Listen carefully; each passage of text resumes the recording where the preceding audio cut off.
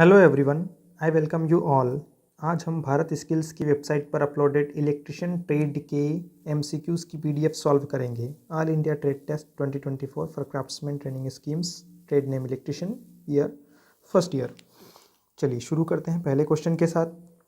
What is the name of safety sign as shown in figure? चित्र में दर्शाए गए सुरक्षा चिन्ह का नाम क्या है? इसका नाम हमें देखना है। तो देखिए, सुरक्षा चिन्ह मेनली 4 प्रकार के होंगे: warning symbol, mandatory symbol, prohibition and information.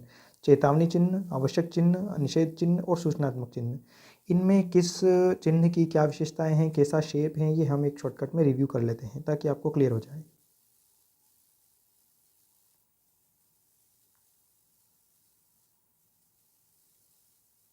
एक टेबल बना लेते हैं।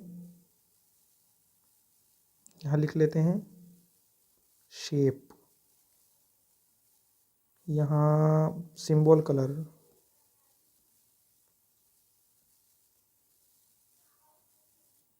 यहाँ बैकग्राउंड कलर, और यहाँ देख लेते हैं किस प्रकार की जानकारी ये देते हैं, इन्फॉर्मेशन। तो ठीक है।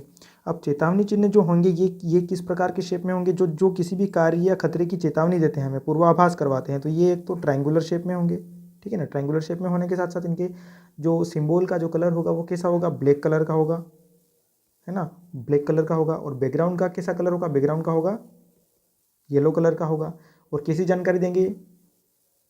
खतरे की जानकारी देंगे, खतरे की जानकारी, ठीक है। शॉर्टकट में एक देख लेना। मैंडेटरी सिंबल, मैंडेटरी सिंबल कैसे होंगे? मैंडेटरी का मतलब होता है आवश्यक चिन्ह। आवश्यक चिन्ह का जो शेप होगा वो कैसा होगा? राउंड शेप में होंगे, ये गोल होंगे, गोल कलर के, गोल कलर में होंगे। और सिंबल का कलर कौन सा होगा? सिंबल का कलर होगा वाइट होगा। और बैकग्राउंड कैसा होगा? ब्लू, ब्लू बैकग्राउंड में होंगे। और किस प्रकार की जानकारी देंगे? जैसे आवश्यक चिन्ह में कुछ कुछ पहनने की जानकारी, जैसे हेलमेट पहनिए, कुछ पहनावे की जानकारी, जैसे हेलमेट पे दस्ताने पहनिए, चश्मा पहनिए, गूगल्स पहनिए, इत्यादि की जानकारी ये हमें देंगे। अब अगला है निषेध। निषेध मतलब कार्य करने की मनाही, किसी कार्य को करने की ये मनाही के बारे में जानकारी देंगे। तो ये भी क्या होंगे? ये भी होंगे राउंड में, बस कलर का फ़र्क है। कलर में कैसा होगा इनका? इनकी जो बॉर्डर होगी वो रेड कलर की होगी, लेकिन सिंबल कैसा होगा? सिंबल का कलर होगा इनका ब्लैक, ब्लैक सिंबल होगा।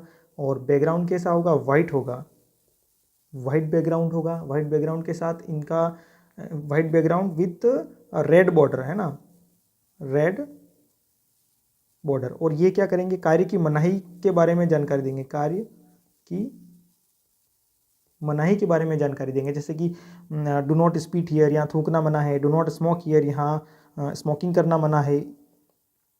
इस प्रकार की जो जानकारी देंगे वो होंगे निषेधात्मक चिन्ह। अगले होंगे इन्फॉर्मेटरी साइन, यानी कि सूचनात्मक चिन्ह। ये कैसे होंगे? ये रेक्टेंगुलर या स्क्वायर शेप में होंगे, है ना। सबसे पहला तो रेक्टेंगुलर या स्क्वायर शेप में होंगे। फिर कलर कैसा होगा इनका? इनका जो सिंबल होगा वो वाइट वाइट कलर का सिंबल होगा, है ना, वाइट कलर का सिंबल होगा। और बैकग्राउंड कैसा होगा? बैकग्राउंड होगा इनका ग्रीन होगा, ठीक है ना, ग्रीन बैकग्राउंड में। और ये क्या करेंगे? ये किसी जैसे चिकित्सा इत्यादि इत्यादि की सूचना देंगे कि भाई आगे रेलवे क्रॉसिंग है, आगे स्कूल है, विद्यालय हैं, इत्यादि की जानकारी देने वाले जितने भी सिंबल होते हैं वो होते हैं सूचनात्मक चिन्ह। तो जो अब जो क्वेश्चन है, क्वेश्चन में क्या दिया है कि दिए गए सुरक्षा चिन्ह का नाम क्या है? अब देखिए ये क्या है? स्क्वायर शेप में है, व्हाइट कलर का सिंबल है। तो स्क्वायर शेप में है और व्हाइट कलर का सिंबल है, व्हाइट कलर का सिंबल है। अब पृष्ठभूमि क्योंकि ब्लैक एंड व्हाइट पीडीएफ है तो यहाँ पता नहीं चलेगा कि ग्रीन है कि क्या है, लेकिन ये क्या है? व्हाइट सिंबल है। तो इसका आंसर क्या हो जाएगा? Informatory sign. तो this will be the answer, ठीक है ना, ये इसका आंसर होगा। चलिए आगे बढ़ते हैं।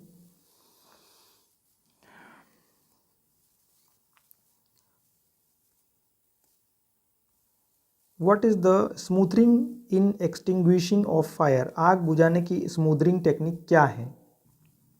तो देखिए, अग्नि में ईंधन मिलाना, अग्नि से ईंधन अलग करना, जल का उपयोग करके तापमान कम करना, या अग्नि को ऑक्सीजन की पूर्ति से अलग करना। तो देखिए, आग बुझाने का जो फायर ट्रायंगल को समझना होगा आग बुझाने की मेथड समझने के पहले। तो देखो, फायर ट्रायंगल में क्या है?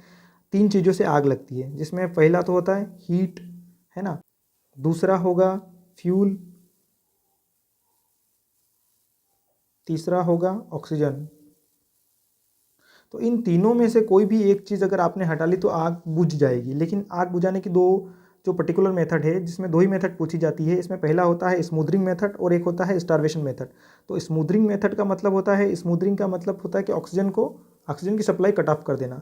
और स्टारवेशन मेथड में क्या करते हैं, फ्यूल की सप्लाई कट ऑफ कर देते हैं। तो ये दो मेथड है। स्मूदरिंग का मतलब होता है दम दम घुट के मार देना। तो आदमी का दम कैसे घुटेगा, जब ऑक्सीजन की सप्लाई कट ऑफ हो जाएगी। तो इसका आंसर क्या हो जाएगा, इसका आंसर हो जाएगा ऑक्सीजन की सप्लाई को हटाना, यानी कि अग्नि को ऑक्सीजन की आपूर्ति से अलग करना। ये हो जाएगा स्मूदरिंग मेथड, ठीक है ना। तो आंसर विल बी 4। अगला क्वेश्चन देखते हैं। Which step of the 5S concept refers standardization. 5S कल्पना में कौन सा चरण स्टैंडर्डाइजेशन को इंगित करता है। तो 5S को समझने के लिए हमें 5S को पहले समझना होगा कि कौन से S का क्या मतलब है। तो चलिए देखते हैं। इसमें पहले वाले का मतलब क्या है। पहले वाले का मतलब है CESISEIRI, ये जापानीज़ वर्ड है एक्चुअल में, है ना। दूसरे का मतलब होता है सेटन, यानी कि SEITON, ठीक है ना। तीसरे का मतलब होता है सेसो, SEISO। और S4 होता है सिकेत्सु, SEIKTSU। और S5 होता है, पांचवे का मतलब होता है SHITSUK, इसित्सुके। अब ये जापानीज़ वर्ड है। जापानीज़ वर्ड में सीरी का मतलब होता है सॉर्टिंग करना, सॉर्ट करना, ठीक है ना, चीज़ों को छांटना, ठीक। फिर सेटन का मतलब होता है अरेंजमेंट, अरेंजमेंट करना। फिर S3 में क्या आ जाएगा, सेसो का मतलब होता है शाइन, यानी क्लीनलीनेस, क्लीनलीनेस। फिर S4 का मतलब हो जाएगा, S4 का मतलब हो जाएगा स्टैंडर्डाइज, स्टैंडर्डाइज, ठीक। और लास्ट वाले का मतलब होता है सेल्फ डिसिप्लिन।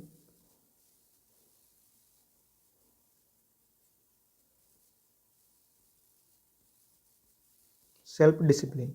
तो अब ये एक्चुअल में हाउस कीपिंग की एक मेथड है 5S, जो जापानीज टेक्निक है। इसमें पहले वाले में क्या करते हैं भाई, चीज़ों की सॉर्टिंग करते हैं कि कौन सी चीज़ किस श्रेणी में रखी जाएगी। इस प्रकार से पहले एस का मतलब क्या हो जाएगा, सॉर्टिंग करेंगे हम चीज़ों की। भाई जैसे मान लो घरेलू सामान को व्यवस्थित करना है, तो सबसे पहले क्या करेंगे, हम सॉर्टिंग करेंगे कि कौन सी चीज़ किस कैटेगरी में आएगी। जैसे कटिंग टूल्स है तो कटिंग टूल्स सारे एक जगह होंगे, है ना। मार्किंग टूल्स सारे एक जगह होंगे। इसी प्रकार से जो ज्वलनशील पदार्थ हैं उनकी ग्रुपिंग अलग होगी, है ना। कॉटन वेस्ट अलग होगा। तो ये क्या हो जाएगा, सॉर्टिंग। सॉर्टिंग के बाद इनका अरेंजमेंट करना, यानी कि इनको जमाना व्यवस्थित तरीके से। तो ये S2 का मतलब होता है सेटन, यानी कि जमाना या अरेंजमेंट करना, ठीक है। अब तीसरे नंबर का जो S3 है वो सेसो, मतलब कि क्या आ जाएगा, शाइन या क्लीनलीनेस, यानी कि साफ सफाई को मेंटेन करके रखना, मतलब साफ सफाई करना चीज़ों की, है ना, एक व्यवस्थित तरीके से इनको जमाना, ठीक है ना। S4 में क्या आ जाएगा, शित्सुके, यानी कि स्टैंडर्डाइज करना। स्टैंडर्डाइज करना मतलब कि किसी भी जो स्टैंडर्ड रूल है चीज़ों को कलेक्ट करने का, वो फॉलो करना। एक स्टैंडर्ड ऑपरेटिंग प्रोसीजर जो SOP होता है ना, उसके तहत चीज़ों को जमाना या मतलब जैसे स्टैंडर्डाइज को आप कैसे समझ सकते हैं, जैसे कि मान लो जैसे ज्वलनशील पदार्थ है तो उनको किस तरीके से रखा जाना चाहिए, उनको किसी रेक पर रखना चाहिए, या उनको जैसे इलेक्ट्रिकल जो वायरिंग है उसके पास नहीं रखना चाहिए। ये इस प्रकार का स्टैंडर्डाइज करना उनको व्यवस्थित रखने के लिए। तो ये हो जाएगा स्टैंडर्डाइज, ये S4 के अंदर आता है। फिर अगला है सेल्फ डिसिप्लिन, यानी कि एक बार व्यवस्थित कर दिया, मान लो सॉर्टिंग हो गई और हाउस कीपिंग को प्रॉपर तरीके से कर लिया गया है, तो उसको फिर सेल्फ डिसिप्लिन के थ्रू मेंटेन रखे रखना। क्योंकि किसी भी चीज़ को करने के बाद मेंटेन रखना एक अलग ही चैलेंज होता है ना। तो सेल्फ डिसिप्लिन होता है S5 के अंदर। तो सबसे पहला सॉर्टिंग, फिर अरेंजमेंट, फिर शाइनिंग या क्लीनलीनेस, फिर फोर्थ में आता है स्टैंडर्डाइज करना, और उसके बाद आता है सेल्फ डिसिप्लिन को मेंटेन करना। तो अब क्वेश्चन क्या है, 5S कल्पना में स्टैंडर्डाइज कौन सी श्रेणी में आता है या किसको इंगित करता है। तो ये क्या हो जाएगा, स्टेप नंबर 4, ठीक है ना। तो ये इसका आंसर हो जाएगा स्टेप 4। नेक्स्ट क्वेश्चन देखते हैं। Which plier is used for making the wire hooks and loops. कौन से प्लायर का उपयोग तार के हुक और लूप बनाने में होता है। Flat nose pliers, long nose pliers, round nose pliers, या डायगोनल कटिंग प्लायर्स। तो इसका आंसर क्या हो जाएगा, इसका आंसर तो सिंपल क्वेश्चन है, इसका आंसर होगा राउंड नोज प्लायर्स, ठीक है ना। लूप और हुक बनाने के लिए राउंड नोज प्लायर्स का हम यूज करेंगे। पिंसर का क्या उपयोग है, पिंसर का उपयोग क्या है, सिंपल क्वेश्चन है। Twisting of flexible wires, cutting larger diameter of wires, extracting the pin nails from the wood, या holding small objects from the where finger can not reach. तो इसका आंसर हो जाएगा extracting the pins from the nail, ये मतलब इस तरह का जो लकड़ी के अंदर जो कीलें फंस जाती हैं उनको निकालने के लिए जो यूज़ करते हैं ना, संडासी जैसा होता है, वो होता है पिंसर। ये किस तरह का होता है? ये इस तरह का होता है।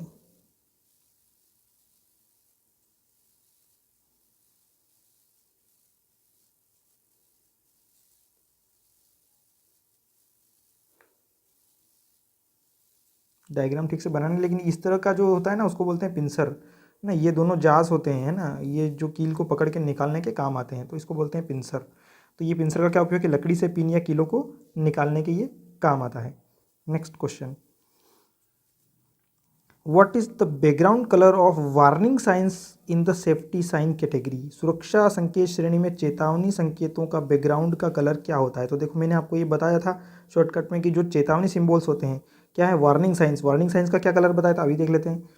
ये यहाँ पर वार्निंग साइंस क्या दिया है? Warning science. ये वार्निंग साइंस, वार्निंग साइंस में क्या पूछ रहा है? वो बैकग्राउंड पूछ रहा है। बैकग्राउंड का कलर कौन सा होगा? येलो होगा। शेप कौन सा होगा? ट्रायंगुलर होगा।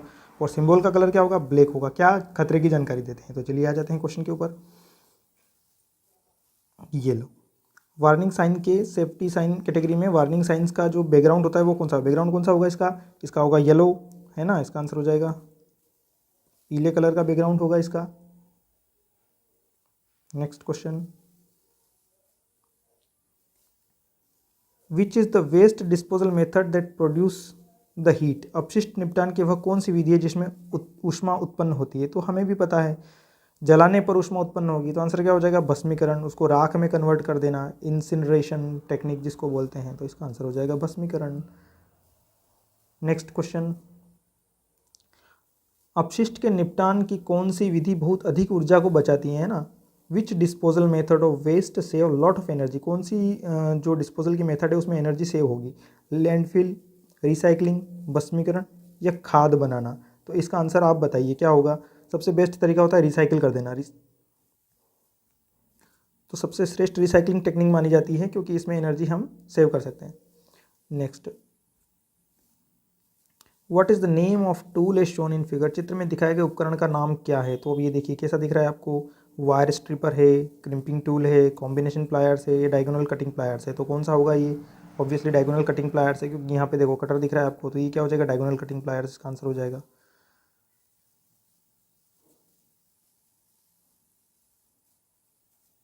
Next question, what is the name of file as shown in figure? चित्र में दिखाई गई फाइल का क्या नाम है? तो देखो ये जो बड़े बड़े दाने हैं इसमें, एक तो आपको क्या दिख रहा है? बड़े बड़े दाने दिख रहे हैं, तो ये बड़े बड़े दाने वाली कौन सी फाइल होती है? रेस्प कट फाइल होती है।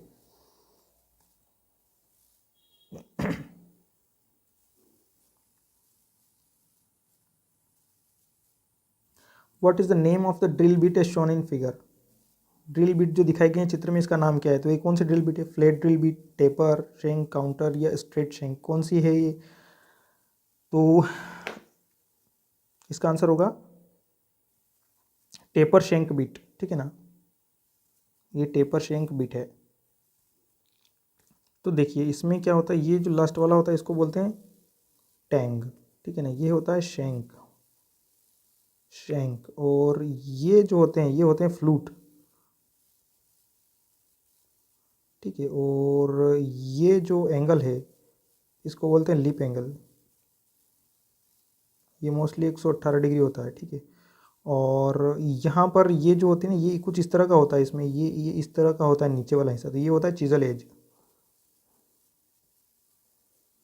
ये ड्रिल जो बीट होता है ना उसके पार्ट्स के नाम बता रहा हूँ। और इसको यहाँ से लेकर के यहाँ तक, यहाँ से लेकर के यहाँ तक को बोलते हैं body, body of drill.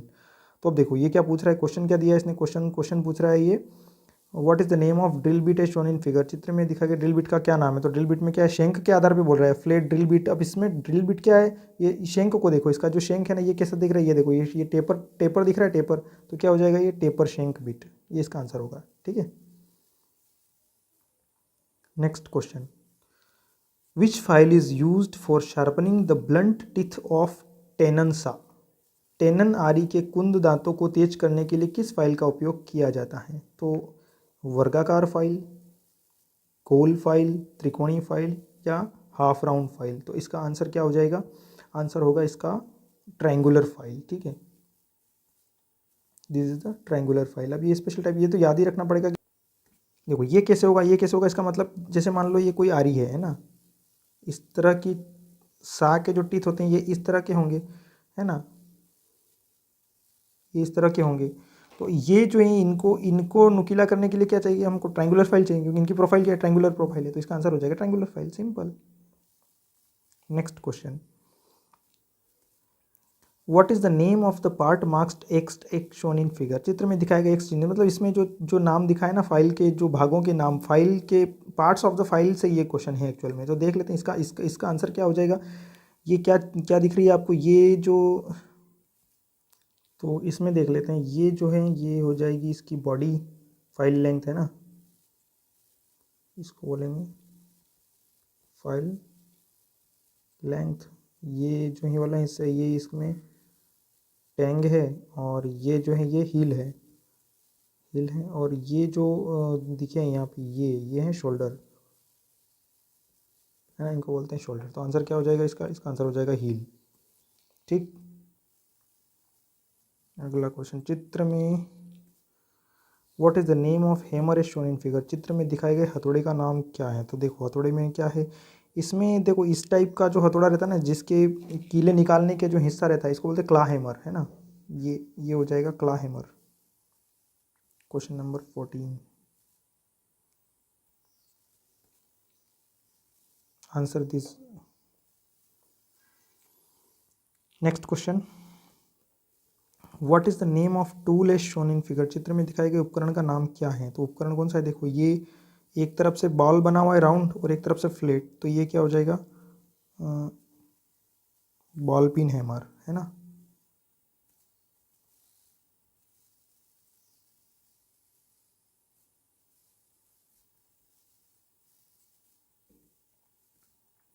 Next question, which is the physical hazard. कौन सा शारीरिक खतरा है। शारीरिक खतरे में स्मोकिंग, वाइब्रेशन, कोरोसिव या बैक्टीरिया। तो इसमें कौन सा आ जाएगा, बायोलॉजिकल हजार्ड कौन सा हो जाएगा आपका।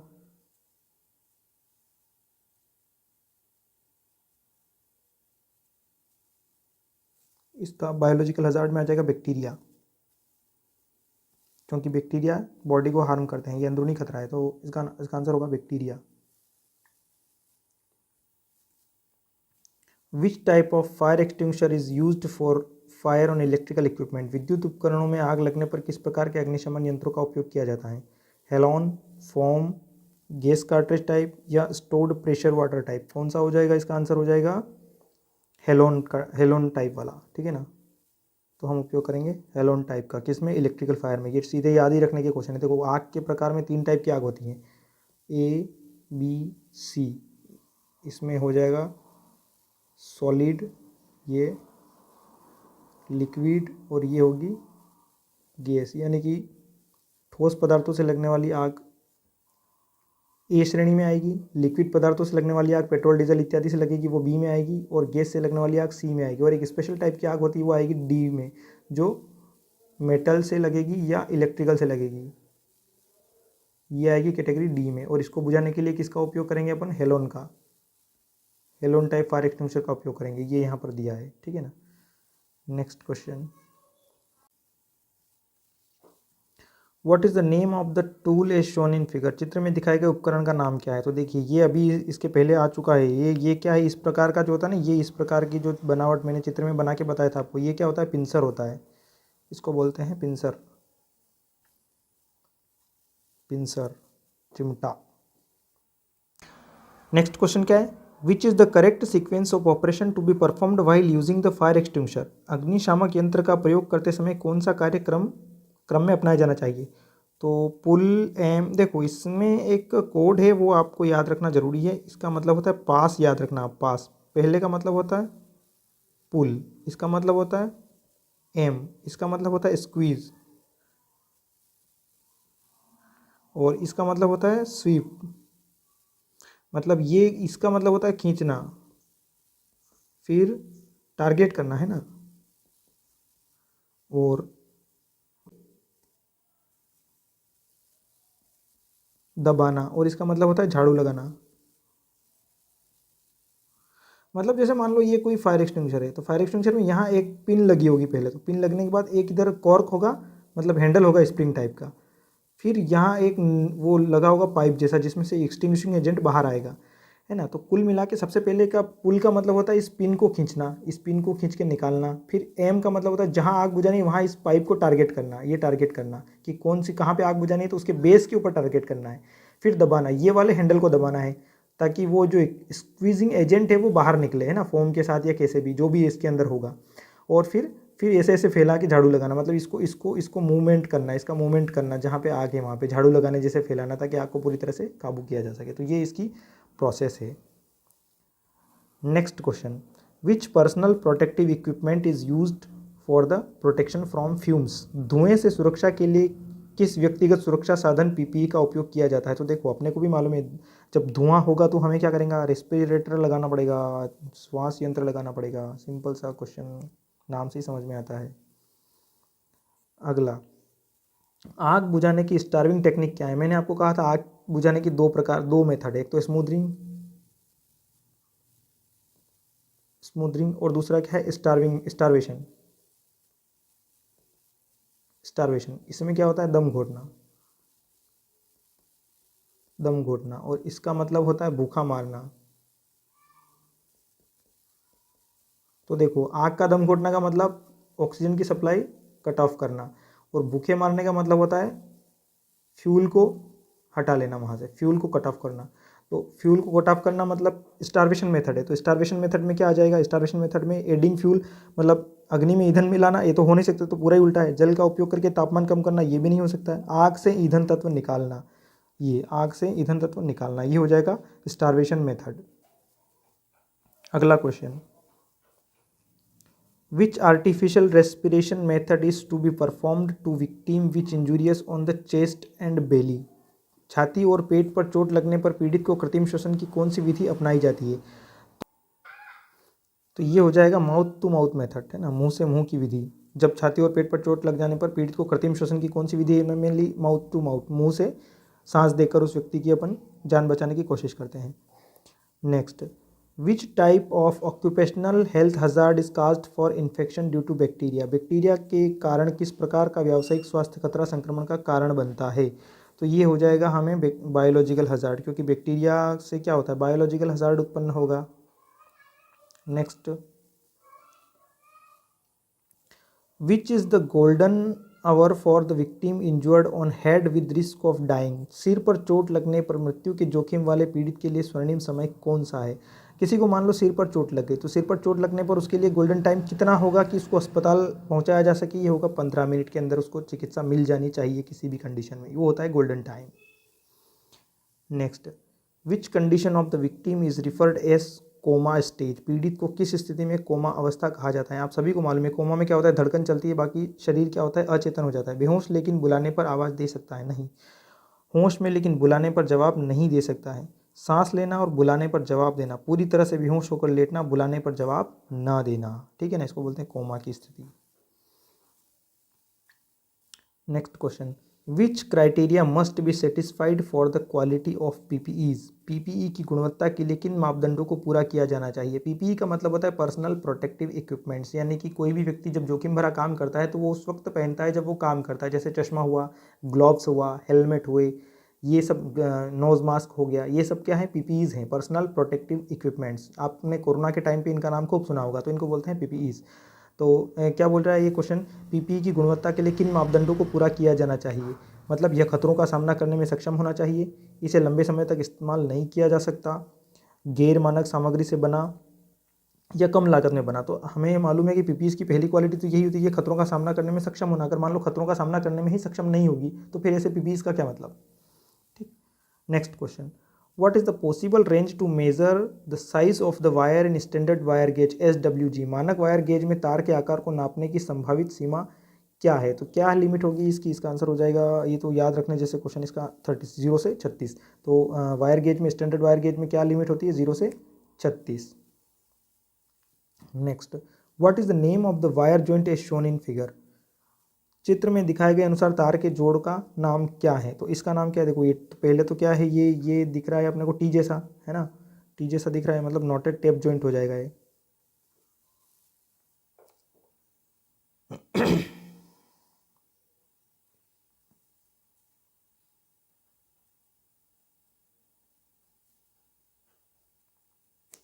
नेक्स्ट क्वेश्चन देखते हैं।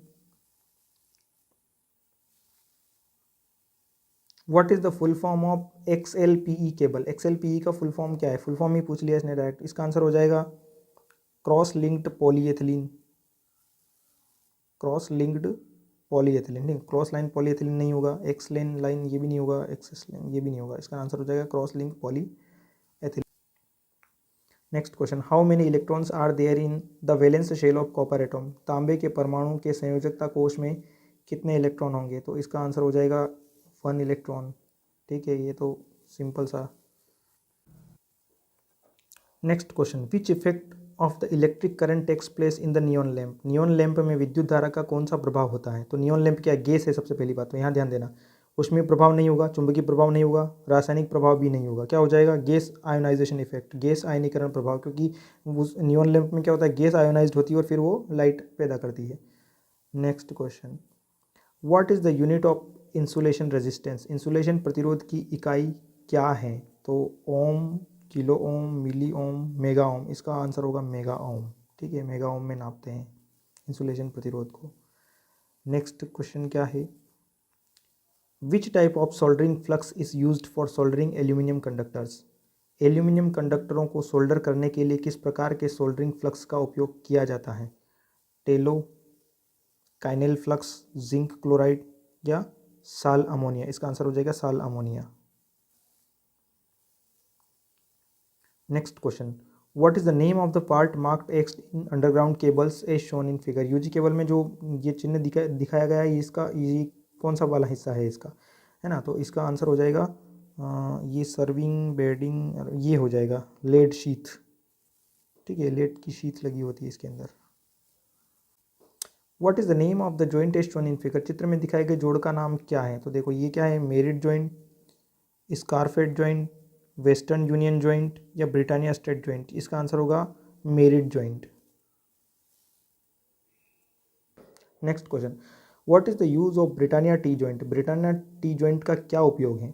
Extending the length of the lines, लाइनों की लंबाई बढ़ाना, inside and outside wiring installation, आंतरिक और बाह्य वायरिंग स्थापित करना, mechanical stress not required on the conductor, conductor पर यांत्रिक तनाव की आवश्यकता नहीं है, tapping the service connections from the overhead lines? इसका आंसर होगा 4 नंबर वाला, ओवरहेड लाइनों से सर्विस कनेक्शन को टेप करना। इसके लिए क्या काम में आता है? Britannia joint. ब्रिटानिया जॉइंट का उपयोग क्या है? तो ओवरहेड लाइनों से सर्विस कनेक्शन को टेप करना, tapping the service connection from the overhead lines.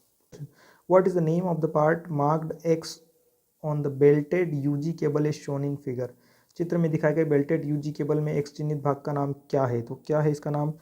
ये क्या है, jute filling, armouring, lead sheath या पेपर इंसुलेशन? इसका आंसर हो जाएगा लेड शीथ, वही वाला।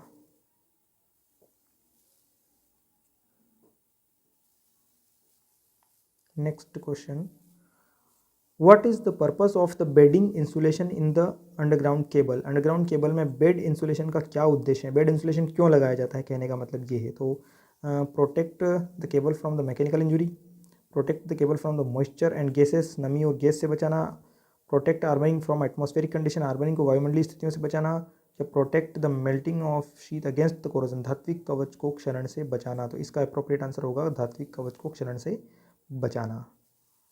Next question,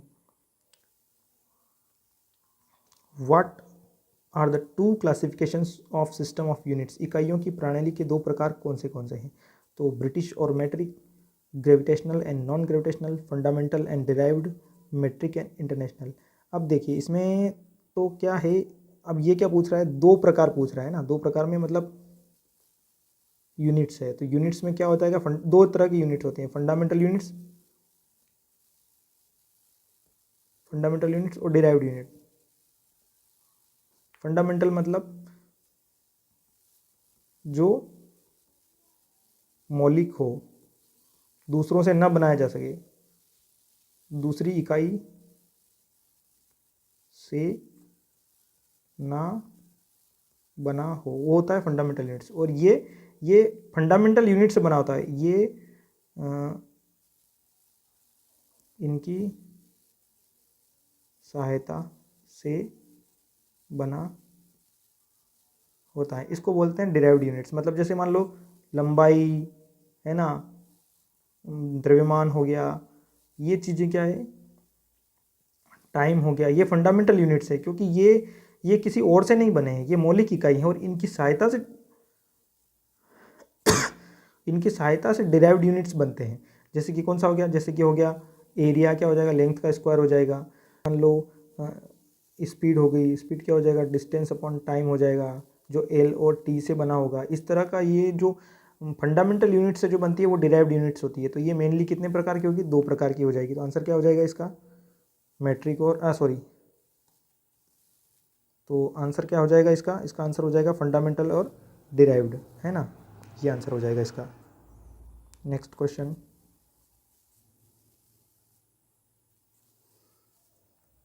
what are the fundamental units, इनमें से मूलभूत। देखा मैंने अभी क्या कहा था, मैंने अभी कहा था कि ऐसी इकाइयाँ जो किसी दूसरे की सहायता से नहीं बनाई जा सके उन्हें फंडामेंटल यूनिट्स कहते हैं या मूलभूत इकाइयाँ कहते हैं। तो इनमें से कौन सी है, लंबाई, मास, वॉल्यूम। तो देखो इसमें वॉल्यूम दूसरों की सहायता से बन रहा है, तो लेंथ, मास एंड टाइम, ये आंसर हो जाएगा इसका।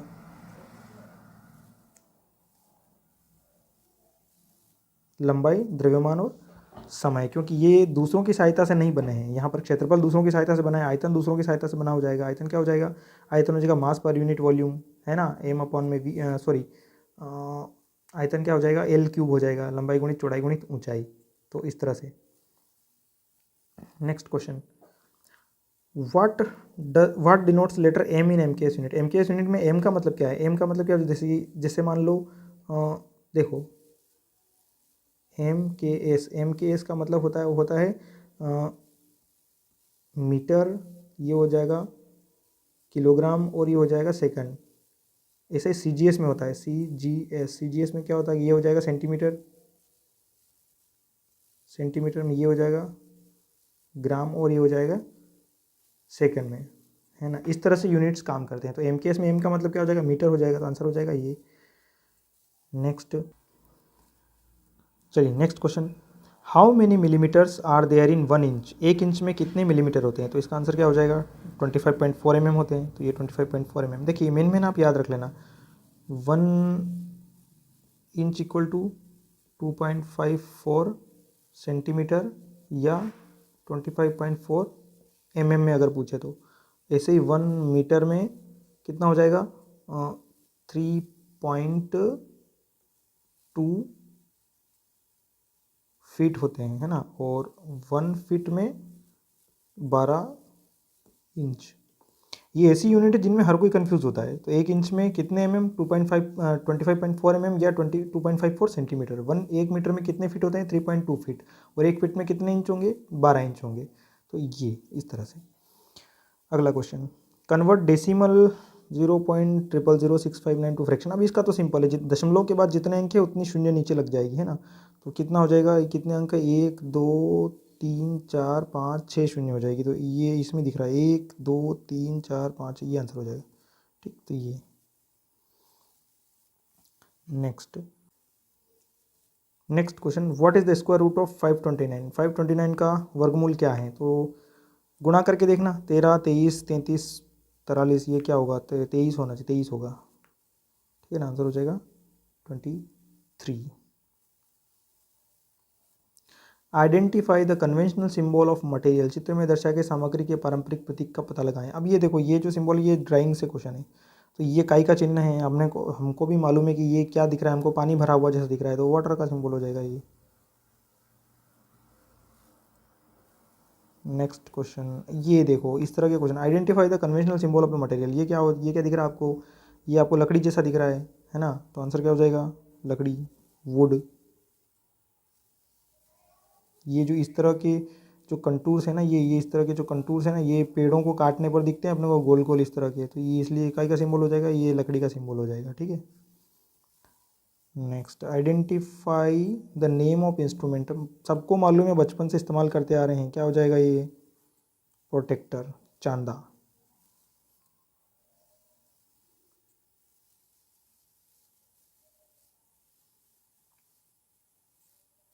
Identify the name of set square. Set square का कौन सा, अब ये देखो इसमें क्या दिख रहा है, ये भी 45, ये भी 45 और ये 90, कितना हो जाएगा टोटल 180 डिग्री। तो क्या होगा, ये 45 सेट स्क्वायर हो जाएगा। Next question, compass use to draw for, compass का उपयोग क्या ड्रा करने के लिए किया जाता है? तो कंपास को अपन काय के लिए इस्तेमाल करेंगे? सर्कल बनाने के लिए इस्तेमाल करेंगे।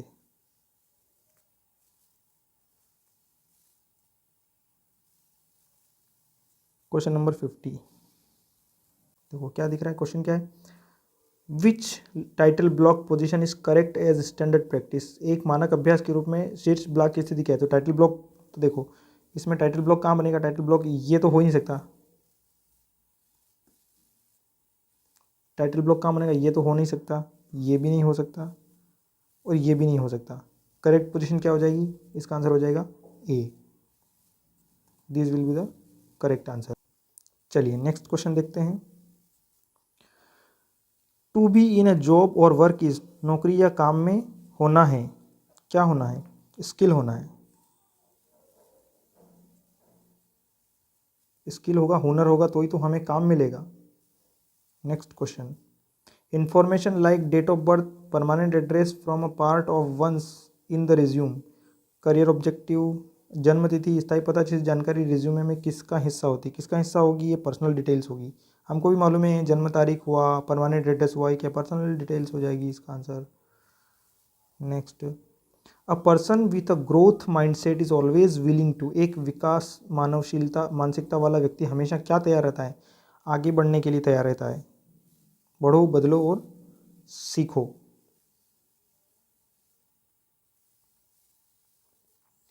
Jobs that have become outdated in the past 5 years, कौन सी नौकरियां जो पिछले वर्षों में पुरानी हो गई हैं? एसटीडी बूथ, ओला, उबर, स्विगी, ये नए जमाने के स्टार्टअप से, तो कौन सा पुराना हो गया? अब एसटीडी बूथ आपने भी देखे नहीं होंगे, अब दिखते नहीं हैं आजकल। नेक्स्ट, एथिक्स मीन्स, नैतिकता का अर्थ क्या है? नैतिकता एक ऐसी चीज़ है जो अंदर से आती है ना, इसका क्या मतलब है? Decide what is right and wrong for a human conduct, तय करें कि मानव आचरण के लिए क्या सही है और क्या गलत। एक शहर का नाम हो नहीं सकता, रोजगार कौशल भी है नहीं, समाज से संबंधित कुछ भी नहीं है इसमें, ये है तय करें कि मानव आचरण के लिए क्या सही है और क्या गलत है, दैट इज कॉल्ड एथिक्स। अगला question, next question, values are, अब वैल्यूज़ क्या है? वैल्यूज़ ऐसी चीज़ होती हैं जो पर्सनल होती है, मतलब हर व्यक्ति की अलग अलग हो सकती हैं ये, क्योंकि हर व्यक्ति की सोच और मान्यताएं अलग है। तो ऐसी मान्यता या धारणाएं जो समाज के काम के लिए या हित में हो, जो हमें अंदर से मोटिवेट करती हैं कुछ अच्छा काम करने करने के लिए, है ना, तो उनको बोलते हैं वैल्यूज़। तो वैल्यूज़ का आंसर क्या हो जाएगा? वैल्यूज़ का आंसर नॉट पंक्चुअल, ऐसा हो नहीं सकता। हमारे दृष्टिकोण और कार्रवाई को, परिणाम से पता, हमारे दृष्टिकोण और कार्रवाई को प्रेरित करता है, motivates our attitude and action, इसको बोलते हैं वैल्यूज़। ठीक है। Next is a brief statement about purpose and principles of constitution, संविधान के उद्देश्य और सिद्धांतों के बारे में संक्षिप्त विवरण है। पाठ्यक्रम, मापांक, प्रस्तावना, एक ये है प्रस्तावना, प्रियम्बल, क्योंकि प्रस्तावना को संविधान की आत्मा कहा गया है, ठीक है ना, तो ये हो जाएगा preamble. Identify the improper term, अनुचित पद को हटाइए। Green pollution, water pollution, air pollution, sound pollution, इसमें क्या हो जाएगा? ये ग्रीन पोल्यूशन नाम का कुछ भी नहीं होता है।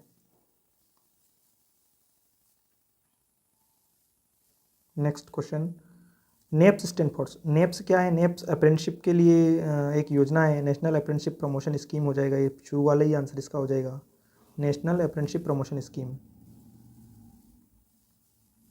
60 is a major changes take place in manufacturing, manufacturing में प्रमुख परिवर्तन होते हैं। हरित क्रांति, औद्योगिक क्रांति। अब मैन्युफैक्चरिंग क्या है? उद्योग से संबंधित है, तो काई में परिवर्तन होगा, औद्योगिक क्रांति कहलाएगी इसको, है ना, उद्योग क्रांति।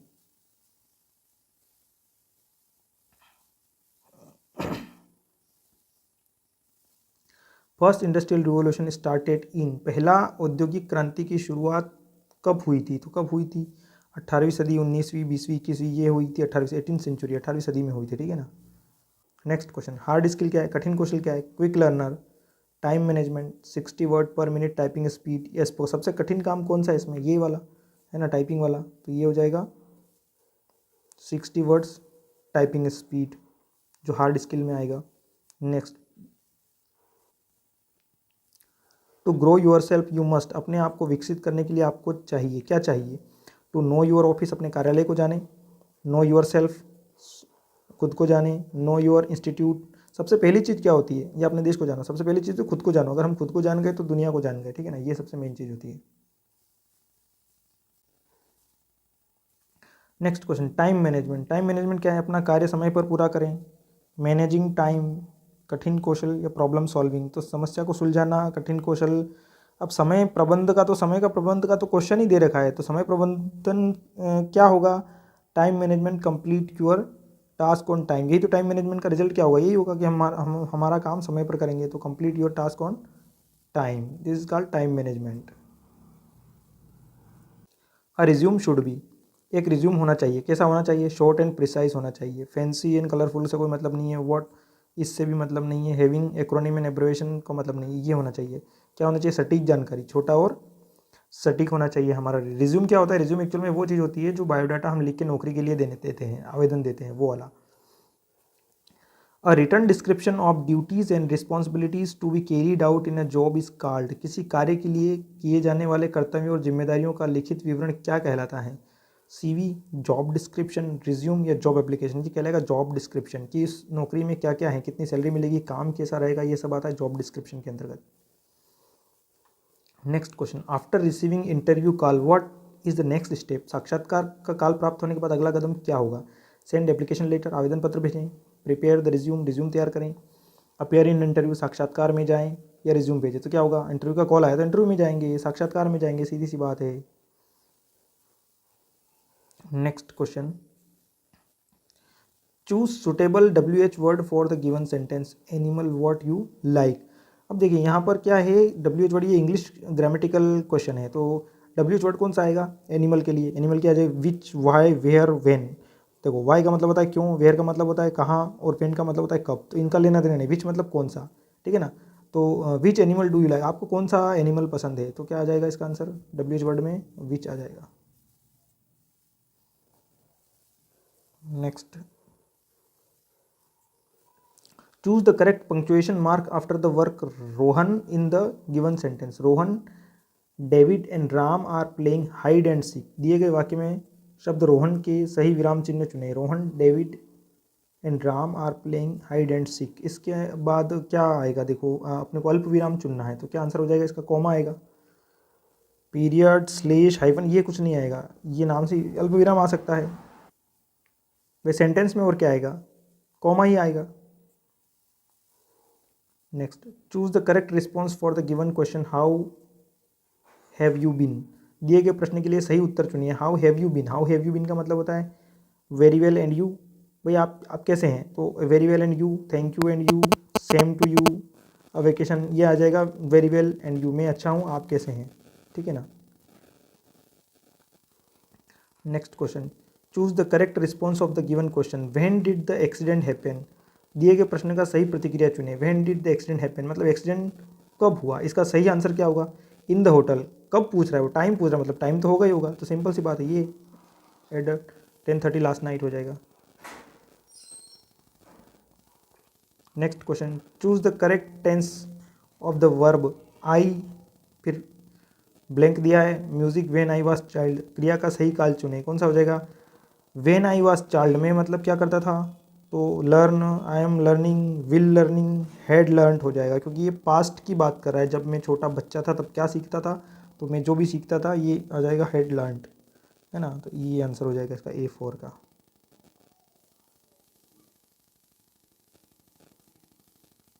Next, curriculum, curriculum vitae is also मतलब CV जिसको बोलते हैं, curriculum vitae is also known as, किसको क्या बोलते हैं, रिज्यूम भी बोलेंगे, CV और रिज्यूम एक ही चीज़ होती है। Next question, fill in the blank with the comparative adjustment, your pencil is then mine, तुलनात्मक विशेषण मतलब इसमें कंपेरेटिव स्टेटमेंट चुनना है कि आपकी पेंसिल मेरी तुलना में क्या है, शार्प है, शार्पर है, ब्लंट है, थिक है, तो क्या हो जाएगा, अब जब भी कंपेरेटिव करेंगे तो उसमें सेकेंड डिग्री आएगी वर्ब की, तो कौन सी सेकेंड डिग्री कौन सी है, शार्पर हो जाएगा यहाँ पे। Next, fill in the blank with the correct future tense of the verb, future tense के लिए करेक्ट वर्ब चुनना है, we to the zoo after breakfast, तो क्या हो जाएगा, वेंट, वेंट मतलब पास्ट के लिए होगा, लेकिन आफ्टर ब्रेकफास्ट बोल रहा है मतलब फ्यूचर की बात हो रही है, तो विल गो हो जाएगा, फ्यूचर टेंस की साइकिल क्या है, विल शेल, तो क्या हो जाएगा, विल गो हो जाएगा, ये आंसर हो जाएगा। तो ये लास्ट क्वेश्चन था, और इलेक्ट्रिशियन का जो फर्स्ट PDF